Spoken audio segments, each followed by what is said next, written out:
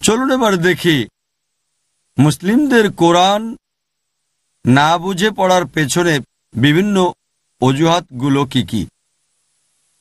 সবচেয়ে কমন অজুহাতটা হচ্ছে আমরা ভাষা হিসেবে আরবি জানি না। এখন বিশ্বের জনসংখ্যা প্রায় 600 কোটি, আর মোট জনসংখ্যার প্রায় 20 থেকে 25% হচ্ছে মুসলিম। প্রায় 130 থেকে 150 কোটি মুসলিম সারা পৃথিবীতে আছে।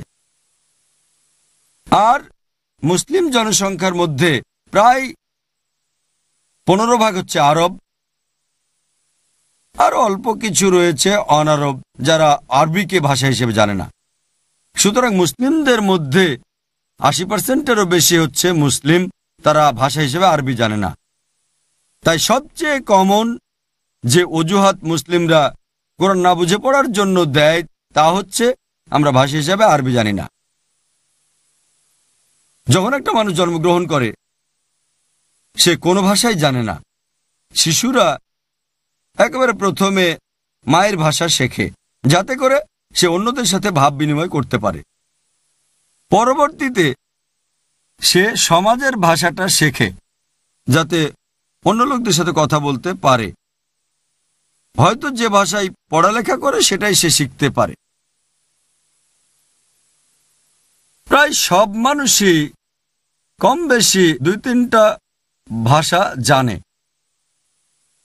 কেউ আবার 5টাও জানে, কেউ কেউ ভাষা গবেষক।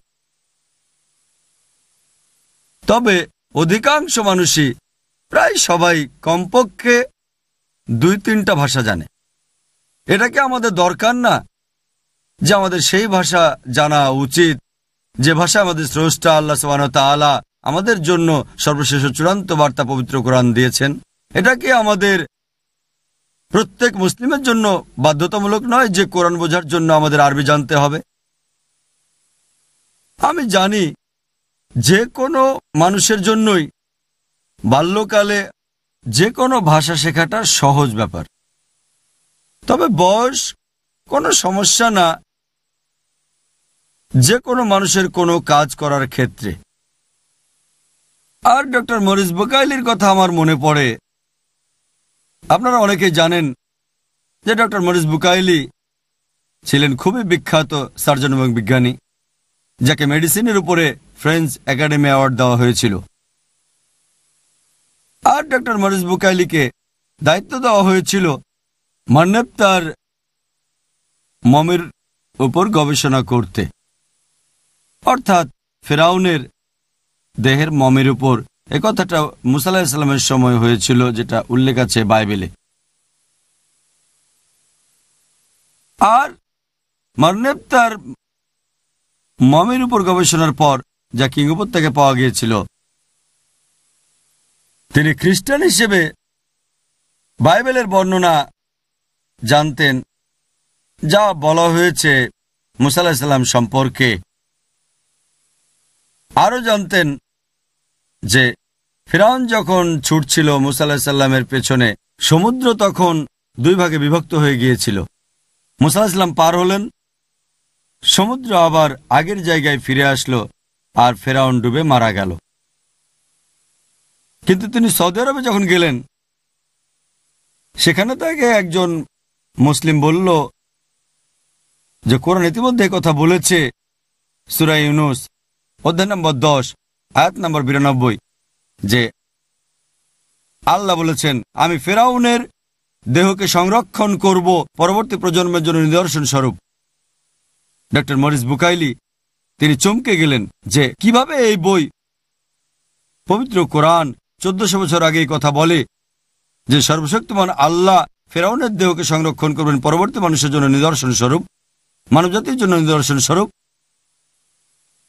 যে কথা বাইবেলেও বলা হয় নাই। আর এটাই তাকে কোরআনের অনুবাদ পড়তে প্ররোচিত করেছিল। যখন কোরআনের অনুবাদ পড়লেন তিনি খুবই অনুপ্রাণিত হয়েছিলেন আর কোরআনের ভাষা বুঝতে চাইলেন। তাই 50 বছর বয়সে তিনি আরবি ভাষা শিখেছিলেন কোরআন ভালোভাবে বোঝার জন্য। চিন্তা করেন, একজন অমুসলিম, একজন খ্রিস্টান ভালোভাবে কোরআন বোঝার জন্য ভাষা হিসেবে আরবি শিখেছিলেন। আর গবেষণা করার পর তিনি বললেন যে বিজ্ঞানের যে বিষয়গুলো কোরআনে বলা হয়েছে আধুনিক বিজ্ঞানের সাথে সেগুলোর সম্পূর্ণভাবে মিল আছে। আর দুঃখজনকভাবে বাইবেলে অনেক বিষয় রয়েছে যেগুলো আধুনিক বিজ্ঞানের সাথে মেলে না। আরও গবেষণা করার পর একটা বই লিখলেন, বাইবেল, কোরআন এবং আধুনিক বিজ্ঞান, যা খুবই বিখ্যাত বই। আমি বলতে যাচ্ছি তা হচ্ছে, চিন্তা করেন 50 বছরের একজন অমুসলিম খ্রিস্টান হয়েও ভালোভাবে কোরআন বুঝেছেন, ভাষা হিসেবে আরবি শিখেছেন। আর আমরা মুসলিমরা বড় অজুহাত দাঁড় করাই যে ভাষা হিসেবে আরবি জানি না। আমি বলছি না যে প্রত্যেক মুসলিমকেই ডক্টর মরিস বুকাইলির মতো হতে হবে, যে ডক্টর মরিস বুকাইলি 50 বছর বয়সে আরবিকে ভাষা হিসেবে শিখেছেন। তবে একজন মুসলিম যদি ভাষা হিসেবে আরবি নাও জানে তাহলে তার কোনো অজুহাত দেখাতে পারবে না, কারণ সে কোরআনের অনুবাদগুলো পড়তে পারে। আর আলহামদুলিল্লাহ পৃথিবীর অধিকাংশ ভাষাতেই পবিত্র কোরআনের অনুবাদ হয়েছে।